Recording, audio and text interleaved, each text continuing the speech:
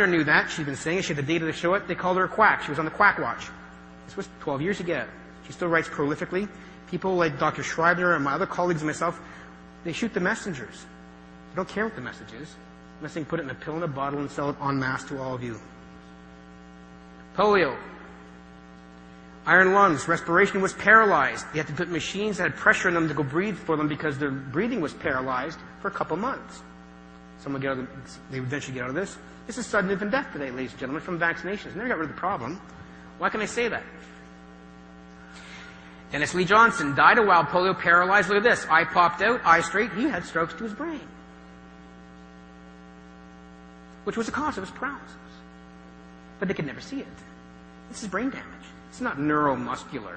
This is brain damage. See the same damages happening after every vaccine. Big problem. Front page, Life magazine, 1950s. These are strokes to the brain. That's why they're in braces. But blood flow, microvasculars to the bone, to the liver, the kidney. Any organ system is going to be impaired, and that organ system will be impaired and lead to disease and disorders and symptoms that we eventually diagnose. It affects connective tissue. It affects bones. And blood vessel, unfortunately, being blocked off to the central canals of the bones or the outer cortex of the bones. Babies have green stick bones. When the process from vaccination is impairing the blood flow to the brain or to the blood vessels in the eye, the blood vessels without oxygen for a period of time can pop. You'll bleed in the back of the eyes. We call it retinal hemorrhages. You can bleed in the brain. But your bones can become, because it's a process that adds up over time, intermittently brittle. So parents, normally picking up the infants in their cribs, handling them normally, because the end blood vessels are impaired to the bones as well, normal handling of that child, you will fracture their bones and not know it.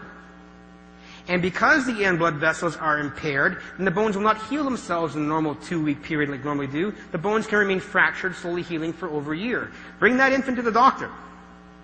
Bleeding in the back of the eyes, bleeding in the brain, multiple fractures, different states of healing, child abuse, parent in jail. Shaken baby. I'll show you. They show the same damage as everybody else does. Let's have a good look here. Mobius, pre-post vaccine.